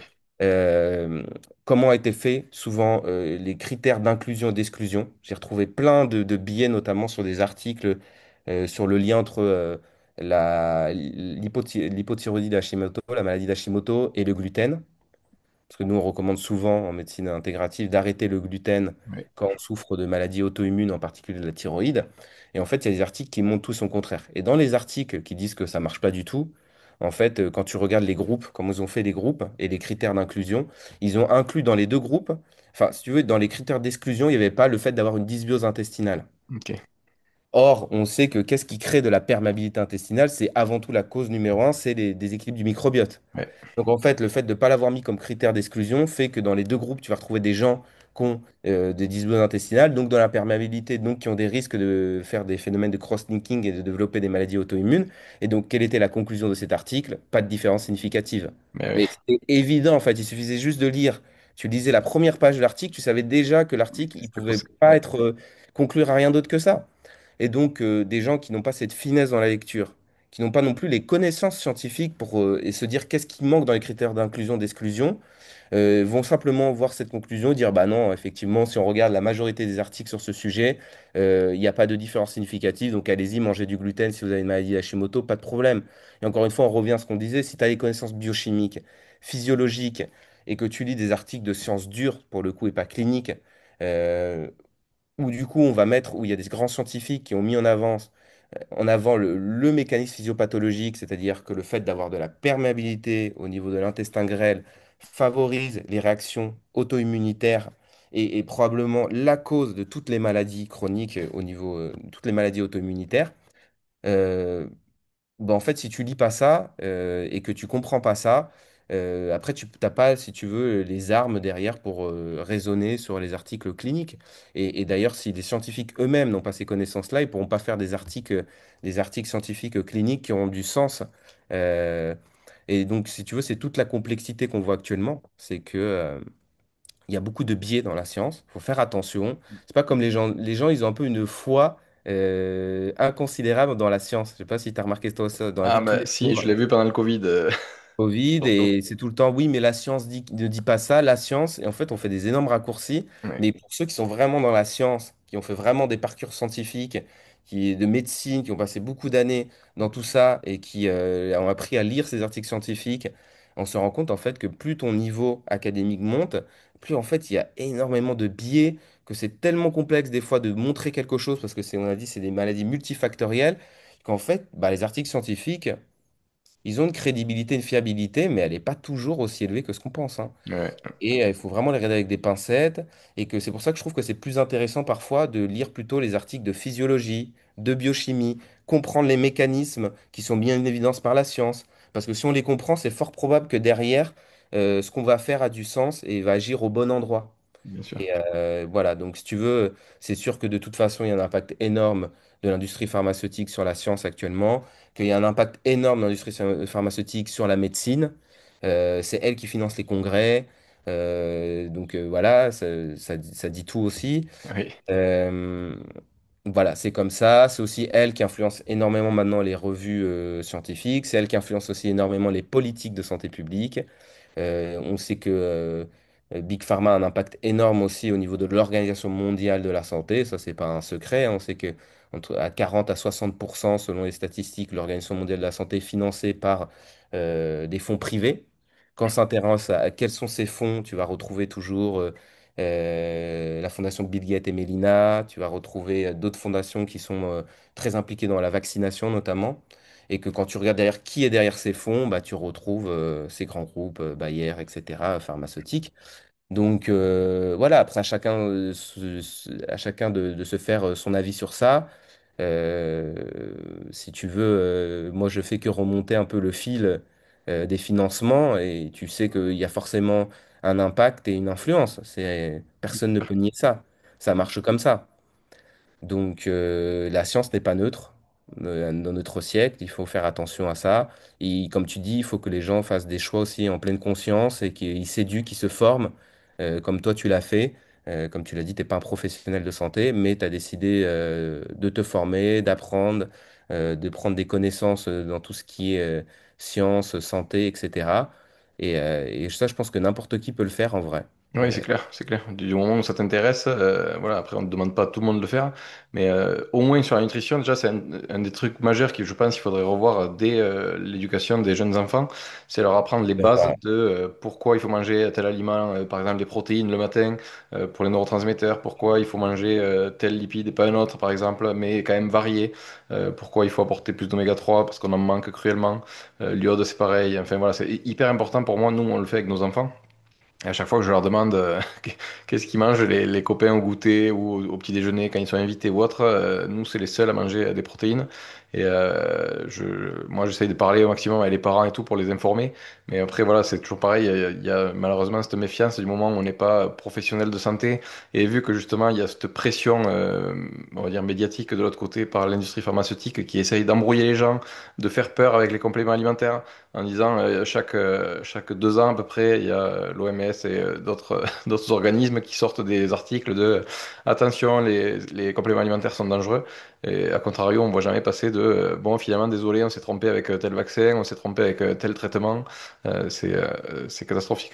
Tu as sur ça un article qu'a sorti il n'y a pas longtemps Guillaume Font, donc qui est un chercheur, tout ce qui est neurobiologie, etc. Et très focus sur la santé mentale, je pense que tu connais, qui est sur les réseaux, beaucoup de monde le connaît, qui a montré d'ailleurs que parmi les interventions sur tout ce qui est pathologie mentale, euh, le type d'intervention qui a le plus de degrés de sécurité, le moins d'effets secondaires, c'est les compléments alimentaires, avec une efficacité qui est démontrée.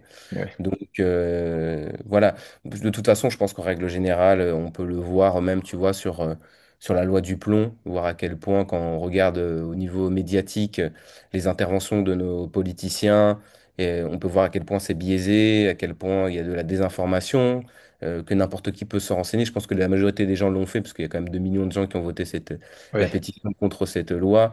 On voit que la majorité des scientifiques disent c'est très dangereux pour la santé, ces pesticides. Et à côté de ça, on a plein de politiciens invités qui nous disent mais non, la science est de notre côté, etc. Et ça, c'est transposable sur tous les domaines, malheureusement, de la science aussi, ce que Ouais. j'essaie d'expliquer aux gens. C'est-à-dire que la santé, la médecine, bon, je ne vais pas évoquer d'autres trucs plus polémiques, mais on peut regarder même du côté réchauffement climatique, autres, etc. Je pense que c'est vraiment à chacun de bien se renseigner et de regarder toujours les scientifiques des deux côtés, parce que contrairement à ce que faire penser les médias, il n'y a pas qu'une seule pensée dans la science, Non. et il n'y a pas toujours qu'une seule pensée qui prédomine vraiment, à part celle qu'on passe à la télévision. Et c'est comme ça que l'être humain a évolué justement, c'est en prenant, en ayant des discussions, des échanges des avis, des contre-avis, des accords. C'est comme ça qu'on avance en fait. Si à chaque fois on n'est pas d'accord avec quelqu'un, on le met dans une case de extrême droite, de complotiste, de Exactement. voilà, on l'isole, on lui dit tais-toi, toi tu sais pas de quoi tu parles, écoute-nous à nous. Ça ressemble vachement à de la propagande et à de C'est ça. l'influence. Et maintenant, on peut plus avoir de débat. On Non, voit c'est en Espagne, mais on voit à quel point en France, les médecins sont muselés, notamment par l'ordre des médecins. Ils peuvent pas dire ce qu'ils veulent sur les réseaux. Ils doivent respecter des codes déontologiques, des chartes extrêmement strictes. Ils sont convoqués pour le moindre problème. ouais, Et donc, ouais. du coup, ça, il faut aussi que les gens le sachent. C'est pas parce qu'il n'y a pas d'intervention de médecins que les médecins valident tout ce qui se passe actuellement. C'est juste que malheureusement, ils peuvent être radiés de l'ordre assez facilement et qu'ils ne peuvent pas s'exprimer comme ils veulent, ils peuvent pas non plus répondre aux messages sur Instagram, ça c'est aussi important de comprendre, parce que des fois il y a des plaintes aussi. Oui, les médecins sur Instagram, ils répondent pas, ils ne donnent pas de posologie. En fait, ils peuvent pas, hein, parce que Ouais. c'est considéré comme de l'exercice de la médecine. Donc si après il se passe quelque chose, on a recommandé du magnésium, la personne en effet a eu un problème, on peut être responsable de ça. Donc ouais, il y a tout un problème, c'est vrai, qui va bien au-delà. Bah, simplement de la médecine, de la science, hein. Et, voilà, je pense qu'il y a un nettoyage à faire de la Oui. science et de ses liens avec l'industrie, en règle Et, générale. et un réveil de la population pour justement s'informer par elle-même, apprendre, lire au maximum, se renseigner et faire des choix au niveau de l'alimentation déjà, ça Éclairé, c'est ouais. ouais. Il y a des choix éclairés. T'as abordé là sur la question précédente et aussi avant dans le podcast l'effet placebo. C'est un sujet qui me passionne et d'autant plus dans mon approche holistique qui englobe l'approche fonctionnelle, l'énergétique ou encore l'hypnose. Du coup, je me demande, maintenant qu'on connaît et reconnaît officiellement le pouvoir de l'effet placebo, puisqu'il sert de mesure pour tester l'efficacité des médicaments, pourquoi on ne l'utilise pas plus, selon toi? Ouais, c'est une bonne question. Pourtant, l'effet placebo, ça montre quand même la puissance de l'esprit sur le corps. Ouais, d'accord, Euh, Pourtant, ouais, il est marginalisé hein, en règle générale en médecine. Alors que déjà, juste si on voit notre relation, la relation soignant-patient, on exerce déjà un effet placebo en réalité. bien À sûr. travers ce qu'on peut dire et un effet nocebo dans certains cas même. Ouais. Euh, on devrait plutôt l'utiliser de manière intelligente, je pense, user de cette confiance, de cette relation pour aider les patients, les motiver. Euh, et inversement, on voit encore trop de médecins qui nient la souffrance des patients. Tu vois, les phrases classiques, c'est dans votre tête. Ça peut détruire vraiment des Ah, personnes. mais ça c'est clair. Ou annoncer des fois, tu vois, des diagnostics extrêmement graves, un peu sèchement. Je l'ai aussi beaucoup vu. Ça peut être encore pire, quoi, pour la personne. Ah, bah oui, ça m'est arrivé, moi, ça nous arrivait dans mes Ouais. proches plusieurs fois. Ouais. Donc, moi, j'ai eu voilà, des patients auxquels les médecins qui avaient un cancer et qui lui disaient, bon, bah, là, il vous reste que quelques semaines à vivre. Mm. Je ne sais pas si c'est forcément utile de le dire de cette manière, en tout cas. Non. Euh, voilà, alors qu'en vrai, le vrai progrès, c'est plutôt bah, de reconnaître cette dimension psychosomatique, tu vois, sans la disqualifier et d'en faire une force thérapeutique. Mais je sais qu'il y a plein de traitements alternatifs qui l'utilisent énormément. Bah, en hypnose, nous, c'est un des trucs, Mm. c'est un des outils majeurs. On se sert de la capacité à la personne de visualiser, en fait, de se projeter dans une autre réalité pour que ça impacte sa propre réalité dans sa vie physique. Et c'est les gens, il y a des exercices simples que je fais faire moi pour que ce soit pour des formations, pour des vidéos sur l'hypnose ou pour des séances d'hypnose carrément. Des exercices simples où c'est que juste le fait de faire visualiser quelque chose à la personne, elle va le vivre réellement dans le monde physique. Comme par exemple faire bouger un bras tout seul alors que on n'a pas induit de mouvement musculaire pour le faire. Les personnes à chaque fois sont sur le cul de se dire putain mais c'est impressionnant, je comprends pas comment, comment ça marche. Et je leur dis ben en fait c'est le pouvoir de ton esprit tout simplement qui justement agit sur ton corps. Donc quand on sait ça, euh, on m'a souvent aussi reproché par exemple en magnétisme, on m'a souvent dit ouais mais parce que j'en ai beaucoup parlé avec beaucoup de gens qui sont assez réticents à ces approches-là vu que c'est quelque chose qu'on n'arrive pas à expliquer, ils accrochent pas, les gens se disent, ouais, c'est pas possible, ça marche pas, ou alors c'est l'effet placebo. Mais moi, je leur dis, mais en fait, peu importe, même si c'est l'effet placebo, moi, je m'en fous. Je prétends pas être guérisseur de. C'est pas moi qui fais tout, en fait. Quand Pour le je coup, pose mes mains, par exemple, ouais. sur la personne, c'est le patient qui est aussi à 50%, voire plus, impliqué là-dedans, dans sa guérison, dans sa capacité, justement, de toutes ces cellules à se régénérer en permanence pour retrouver la santé. C'est ce que le corps passe son temps à faire en permanence.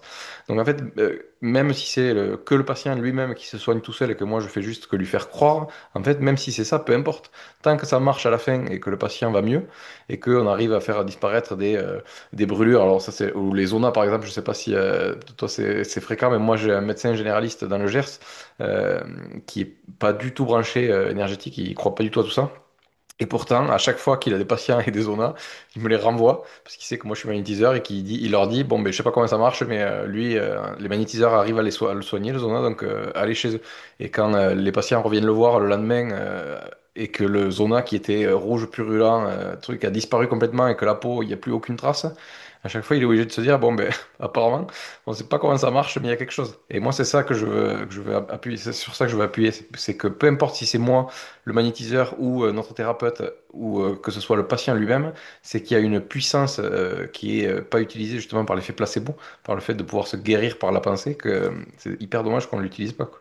Ouais, bien sûr. Mais en fait, moi, je pense que la majorité des professionnels de santé, en règle générale, devraient. Je pense que c'est justement avoir de l'humilité et que de pas disqualifier en fait toutes ces disciplines-là en disant tout de suite c'est du charlatanisme, ça sert à rien, etc. Parce qu'il y a énormément de choses que nous-mêmes on fait et qu'il y a encore quelques siècles en arrière, il n'y avait aucune évidence scientifique de ce qu'on faisait. Et la science, elle avance et elle va probablement démontrer, en tout cas pour le magnétisme, il y a probablement, ça va être démontré d'ici quelques années. On sait l'avancée qu'a la physique quantique sur ça. On sait l'importance des champs électromagnétiques et des ondes fréquences, etc. On le voit actuellement avec le téléphone, le Wi-Fi, etc. Donc de dire que c'est faux, que ça n'existe pas déjà, c'est pas beaucoup, pas trop crédible actuellement, au vu déjà des connaissances qu'on a actuellement, hein.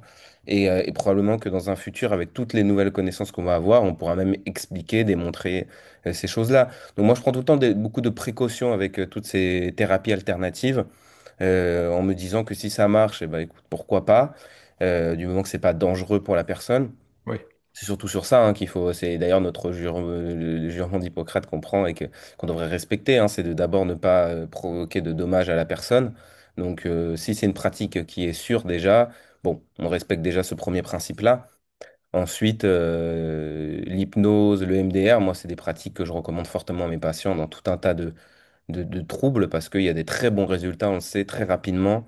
Ça permet à beaucoup de patients de sortir rapidement de leur état. Alors, ça peut être sur des dépressions, de l'anxiété, sur des blocages, sur les troubles du comportement alimentaire, ouais, sur tout l'hypnose, un c'est tas de ça. En choses. fait, on peut travailler sur tout. Franchement, on voit des gens qui tardent des années à résoudre ces problèmes par des thérapies un peu plus classiques, d'écoute simplement, des psychologues qui écoutent mais qui ne font pas beaucoup d'autres choses de plus, hein, mais c'est comme ça qu'on les forme aussi. Et on sait que ces thérapies proactives marchent beaucoup mieux et permettent aux gens de sortir très rapidement de ces blocages-là. Donc, moi, je trouve que c'est des armes incroyables. Et il y a beaucoup de professionnels de santé, pour le coup, qui le font, hein, qui s'intéressent à ça. Il y a beaucoup de recherches dessus sur le MDR, sur l'hypnose. Donc, c'est reconnu. Je pense que c'est tout à fait reconnu. C'était Freud à l'époque même qui bossait dessus. Enfin, voilà, il y a quand même des grands noms qui étaient autour de ces thérapies-là. Et ouais, l'effet placebo, dans tous les cas, il faut l'utiliser, savoir l'utiliser et faire attention à l'effet nocebo surtout, parce que je pense qu'en tant que professionnel de santé, et encore plus en tant que médecin, notre parole, des fois, justement, a un impact énorme sur les patients. Ah oui, c'est clair. Moi, combien de fois, justement, j'ai des patients qui m'ont dit en panique, le médecin m'a dit ça. Je pense récemment à quelqu'un qui avait une tache sur la gencive, que la dentiste lui a dit, ah ben ça, c'est sûrement un cancer, alors que en fait on n'en sait rien et Ouais, qu'il faut surtout pas dire ça avant d'avoir fait une biopsie ou d'avoir fait des recherches plus poussées parce qu'en c'est fait ça. il se peut que ça soit pas ça mais que justement en connaissant la puissance de l'esprit que la personne se fabrique toute seule et se déclenche ce cancer qui n'était pas là à la base parce que l'autorité de santé qui lui a dit ça parce qu'en plus la blouse blanche a un impact comme on l'a Ouais, il y dit. a des études hein, sur ça aussi, hein. Ouais, mais ouais, Ah, on ne parle pas d'effet placebo, Non, être mais de vraies l'expérience de études 1000 sur ça, grammes, hein. c'est un peu c'est ça que ça a démontré, hein, c'est que la blouse Ouais, blanche peut faire n'importe quoi et même porter atteinte à d'autres personnes si c'est un ordre ou que c'est intimé par justement l'autorité, quoi. c'est Donc ça. c'est hyper important. Ça me fait penser, en parlant de l'effet placebo, sur l'étude qu'ils avaient fait sur la morphine. Je sais pas si tu l'avais lu, ou c'est qu'ils avaient, bon, il y en a certainement plusieurs, mais il y en a une en particulier où ils avaient fait, justement, ils avaient testé sur je crois qu'elle était en double aveugle aussi, celle-là. Euh, Ils avaient testé justement des dosages au début, un dosage précis sur les patients, et après le lendemain, ils étaient revenus, les patients savaient qu'ils allaient avoir moins de morphine, mais que ils allaient devoir eux-mêmes se l'auto-suggérer. Et en fait, petit à petit, ils ont réduit les doses jusqu'à ne plus en mettre du tout. Il y a je crois que c'était entre 60 et 80%, je crois, de tête de résultats, où c'est que les gens arrivaient eux-mêmes, sans morphine, à s'induire justement cette sensation qu'apportait la morphine sans en avoir, en fait. Bien Et, sûr, à l'hôpital, ça arrive, hein, des fois, c'est hallucinant. à l'époque où j'étais en Argentine, de pas forcément mettre de la morphine dans la perfusion et les gens étaient soulagés de la douleur, nettement, hein, sans rien Ouais, recevoir, c'était que de l'eau. ouais, Mais c'était ouais. tellement puissant pour eux, ils étaient tellement convaincus de recevoir la morphine que, il y avait une nette diminution de la douleur. Ouais, mais c'est ça, c'est hyper intéressant. C'est un sujet sur lequel je travaille en ce moment de plus en plus. Je Ouais. veux le partager au maximum, le faire expérimenter aux gens avec des exercices justement comme on fait en hypnose pour leur faire directement en fait toucher du doigt la puissance de cet effet-là pour qu'après ils puissent eux-mêmes l'utiliser en fait quand ils ont besoin. On peut savoir, nous par exemple, le Brice Postal qui est décédé maintenant, qui m'a formé moi, qui était un ancien contractor, il faisait beaucoup de sports de combat. Il nous avait raconté, parmi beaucoup d'anecdotes, un combattant qui s'était fracturé la cheville, fait une entorse conséquente à la cheville. Pendant un entraînement, la cheville a gonflé tout de suite, il a dû s'asseoir parce qu'il n'arrivait plus à tenir debout. Et Brice lui a dit, si tu veux, je te fais tester l'hypnose, parce que je suis formé à ça. Et le mec lui a dit, vas-y, bon, je crois pas trop, mais on essaye. Et en fait, il lui a fait faire, visualiser sa douleur, il lui a fait enlever la douleur comme si c'était une couleur, il lui a fait remplacer la couleur négative de la douleur par une couleur positive liée à la guérison. Euh, il lui a fait faire des exercices comme ça tout seul, ça a pris 5 minutes. Après, il l'a fait remonter, donc sortir de l'état d'hypnose. Le mec, en sortant de l'état d'hypnose, il s'est remis sur ses chevilles et il sautillait comme un combattant pour repartir combattre. Et Brice lui a dit, là, il a dit, non, calme-toi, il a dit, je t'ai enlevé la douleur, mais je t'ai pas guéri pour autant, donc va t'asseoir et laisse ta cheville se reposer, parce que sinon demain, elle va faire le triple. Mais Ouais. voilà, on peut voir la puissance quand même que ça a, et c'est hyper intéressant. Ouais, bien sûr, c'est clairement un levier, sous-exploité, hein. Ah ouais, clairement. Et, Exploité énormément dans beaucoup de disciplines et en médecine, en particulier, quoi. Mais c'est là où c'est important, et c'est ce qu'on essaye de faire. Médecine fonctionnelle, c'est aussi de s'appuyer sur, d'autres types de thérapeutes pour, voilà, pour le suivi des patients, parce qu'on peut pas tout, on n'est pas compétent dans tout, dans tout, ça ouais, bien c'est sûr. clair. Et l'important, c'est de savoir quand est-ce qu'une personne a besoin d'hypnose, de MDR. Il faut pas hésiter à renvoyer. Des fois, moi, ça m'est arrivé des patients de les envoyer d'abord, tu vois, faire des suivis, en troubles du comportement alimentaire, en hypnose en MDR, avant de leur faire des bilans, etc. Parce que je leur disais, en fait, juste en regardant l'alimentation ou des choses, leur comportement, etc., je dis, il faut d'abord résoudre ça, ces Ouais, blocages, ouais. pour après faire des bilans et après se lancer dans des plans de traitement. Ça sert à rien, en fait, si on résout pas, ces causes de fond, quoi. C'est vrai, moi, je suis d'accord. Mais justement, pour finir, je voulais parler de ça, justement. Comment se fait-il que la médecine classique prenne si peu en compte l'alimentation, alors que c'est un secret pour personne, que c'est un socle, c'est le socle de la santé. Si on s'empoisonne quotidiennement, il est normal que ça finisse par déclencher de nombreuses pathologies. Bah, je pense que la réponse est facile, hein, et c'est que c'est pas enseigné à la fac. Voilà, tout simplement de médecine. Moi, c'était un module, donc qui n'était pas forcément obligatoire en plus. Et, mais je sais qu'en France, beaucoup de médecins n'ont jamais passé une heure de nutrition, on n'a même pas vu une heure de nutrition.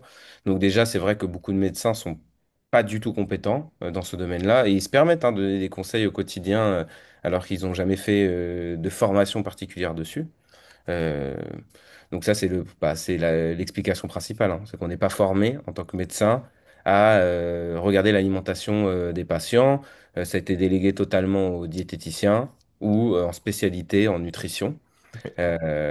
Malheureusement, bon, les diplômes de diététicien, il y a plein de diététiciens qui nous écoutent, qui seront d'accord, ils sont totalement désactualisés, ces BTS, etc. Oui, Voilà, il y a des formations en nutrithérapie que je trouve beaucoup plus qualitatives.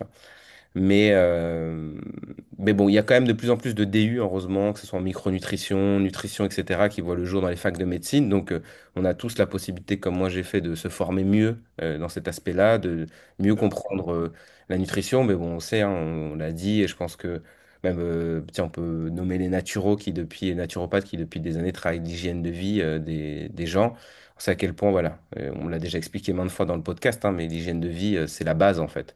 Et c'est ce qu'on devrait tous faire, même avant même de faire un suivi en médecine fonctionnelle. Moi, je recommande souvent aux gens de plutôt faire un suivi avec des professionnels qui sont spécialisés sur l'hygiène de vie oui, pour améliorer son alimentation, améliorer son sommeil, améliorer son stress, faire de l'activité physique. Et une fois que tout ça s'est mis en place, de faire un suivi en médecine fonctionnelle.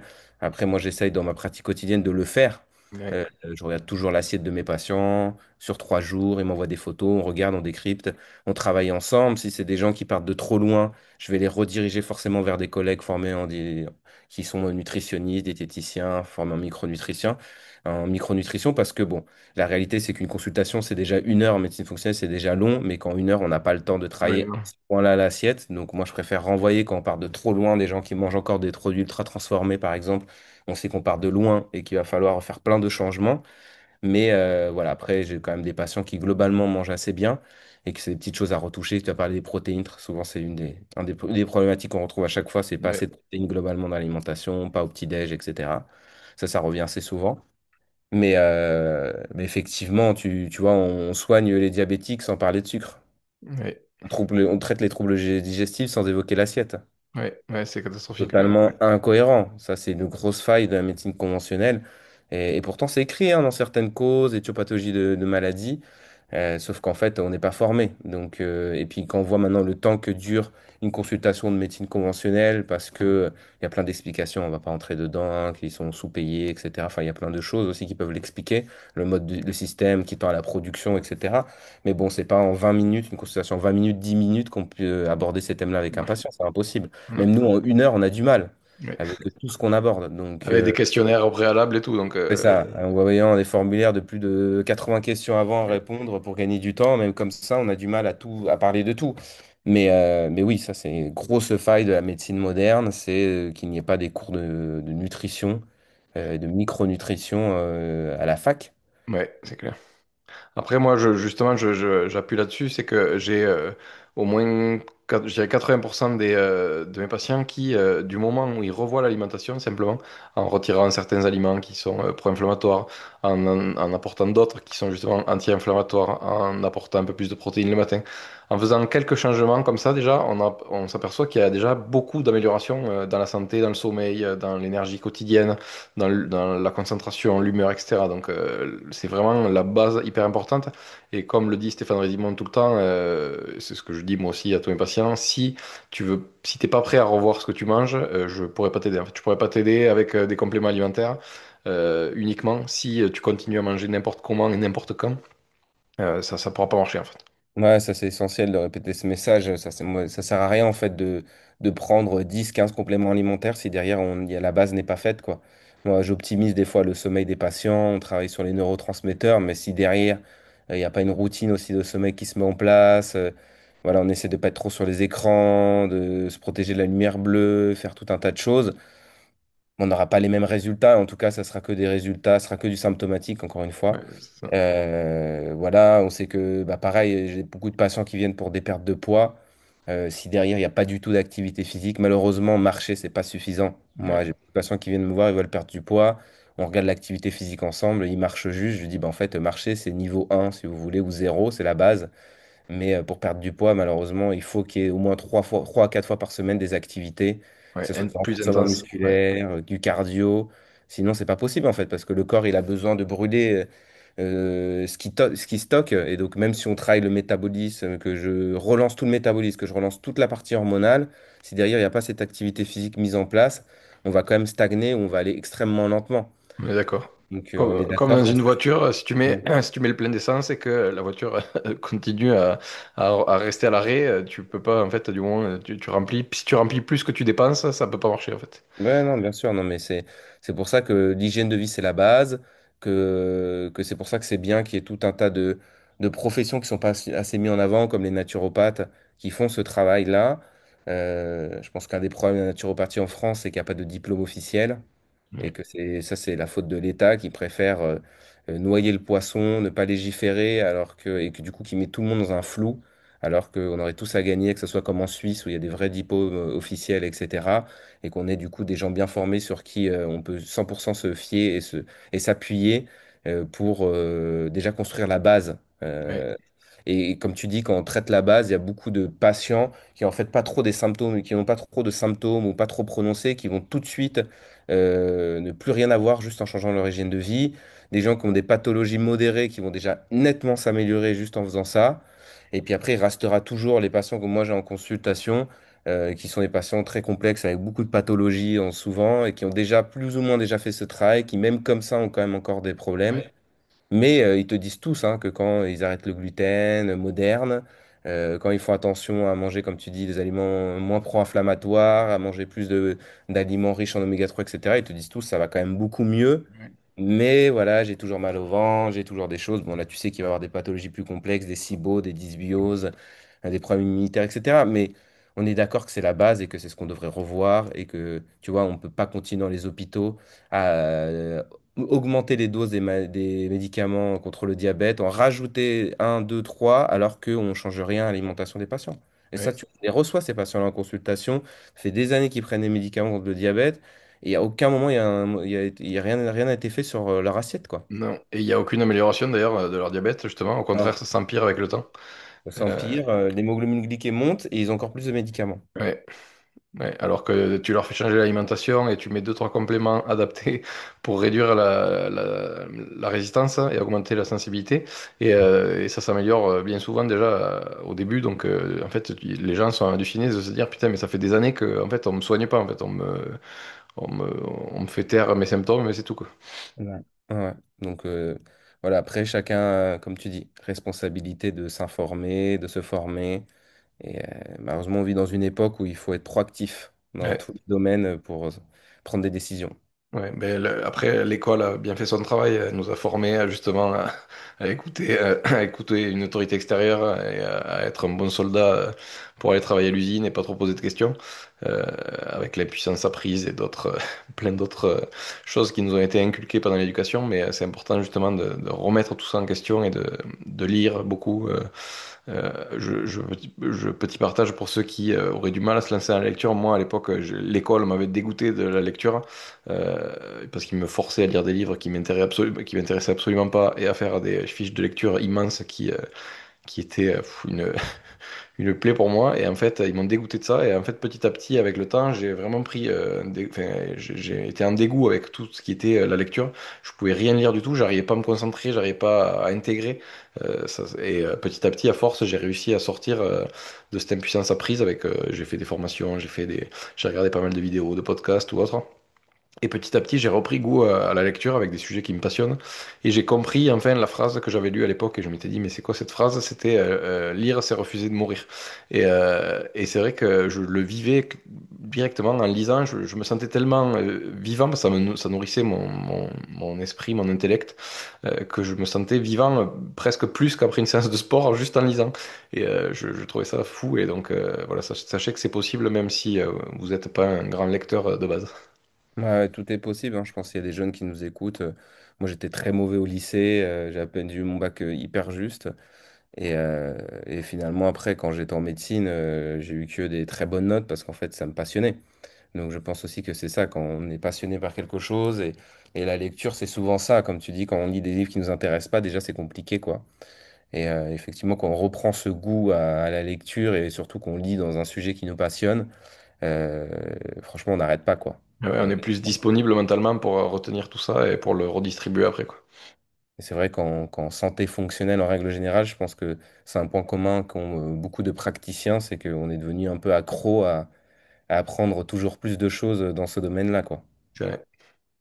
Justement, pour finir ce podcast, parce qu'on arrive à l'heure et demie, on a dépassé même l'heure et demie, Ouais. je voulais savoir si tu avais trois personnes à suivre, que ce soit sur Instagram, sur YouTube ou autre, dans le domaine, qui pourraient aider les gens justement à se renseigner un peu plus. Si tu as des noms qui te viennent.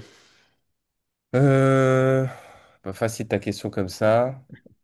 Trois personnes ouais, sur Instagram. Je suis tellement de monde en plus sur Instagram que c'est compliqué, mais des gens actifs qui postent souvent. euh, Tu veux dans le domaine de, donc on a dit santé fonctionnelle, en règle générale, quoi, règle générale. Un Qui peu je les suis? trois domaines, si tu veux, ça peut être un médecin fonctionnel. Bon, déjà, moi je pense à Stéphane Rédimond directement, parce que je sais qu'il fait beaucoup. Stéphane, bon, il met toujours du contenu qui est intéressant, hein. Bon, plus sur Ouais. Facebook, Stéphane, mais très intéressant. Toujours son contenu. Dans les références que j'aime bien sur Facebook, il va y avoir Bruno Lacroix, Ok, qui fait des choses aussi intéressantes. Voilà. Sur Instagram, après, je regarde beaucoup de comptes américains. C'est vrai que ok, Lean Friedman et oui, compagnie, je vais avoir tendance à beaucoup voir ce qu'ils postent. J'ai aussi un médecin aux États-Unis qui s'appelle Datis Karazian, qui ok, est excellent, qui a un podcast, Résoudre le puzzle, il s'appelle en anglais, ok, qui est très en avance sur la médecine fonctionnelle, même en Europe, qui est intéressant, qui a des formations, etc. Lui, c'est une bonne personne aussi à suivre sur les réseaux. ok. Et ça fait déjà deux, hein, mais Un si j'en ai naturopathe français, peut-être? Naturo, moi je suis beaucoup Julie Pradine, Ok. par exemple, mais après, il y en a plein des naturaux, William Oui, Kane. mais tu sais, mais Il y a il faut faire un choix, mais c'est pour que les gens aient déjà quelques. beaucoup de naturaux intéressants. Bon, toi, tu essaies de faire aussi pas mal de contenu. Donc, ça, c'est bien. Enfin, voilà, faut recommander des gens qui sont à chaque fois actifs. J'aime bien aussi ce que fait mon ami Rivka, qui est assez active aussi, qui poste pas mal de choses, surtout sur l'alimentation. J'aime bien. Voilà. Après, il y en a plein que je suis, mais qui sont pas forcément trop actifs et qu'on voit dans les congrès, donc qui Ouais. me plaît. Mais ouais, je réfléchirai. On rajoutera dans la Ok. description. Ah. Après, il faut que je regarde. Ok. Pas de souci. Bon, mais et tu veux rajouter quelque chose? Bah écoute, non, ça m'a fait très plaisir de venir sur ton podcast. Je trouve que c'est une bonne idée parce qu'il faut de toute façon de plus en plus de canaux de communication, nous faire entendre aussi, nous faire connaître du grand public, qui sache qu'il y a une autre vision de la santé, qu'il y a toujours des chemins alternatifs dans la prise en charge de leurs pathologies, de leurs symptômes, qu'il faut jamais arrêter d'essayer de trouver des solutions. Parce que je vois trop souvent aussi de gens qui malheureusement restent dans le parcours classique, j'ai envie de dire, et se résignent à ce qu'on peut leur offrir au lieu d'essayer d'autres choses, juste Ouais. par peur au final de tester de nouvelles choses. Et c'est au final quand on teste ces choses-là qu'on trouve parfois des réponses à nos problèmes. Donc, euh, donc voilà, donc je pense que c'est hyper important effectivement de nous faire connaître et que plus on aura de monde aussi qui teste ces approches-là, qui ont des résultats, plus on aura de personnes qui derrière pourront aussi faire pression sur euh, les politiciens, essayer de légiférer pour qu'il y ait une ouverture aussi sur toutes ces prises en charge qui sont nécessaires, qui sont bénéfiques Et urgente. et franchement urgentes parce qu'on voit quand on voit l'explosion des maladies chroniques. On sait qu'on va avoir de plus en plus de monde qui vont avoir besoin de ce type d'accompagnement. Donc voilà, bah écoute, félicitations à toi. Merci. On va tous écouter Merci le pour cet podcast. échange. C'était hyper intéressant et je vous dis à bientôt, peut-être avec le docteur Aurélien pour un autre podcast sur un autre sujet. Avec plaisir.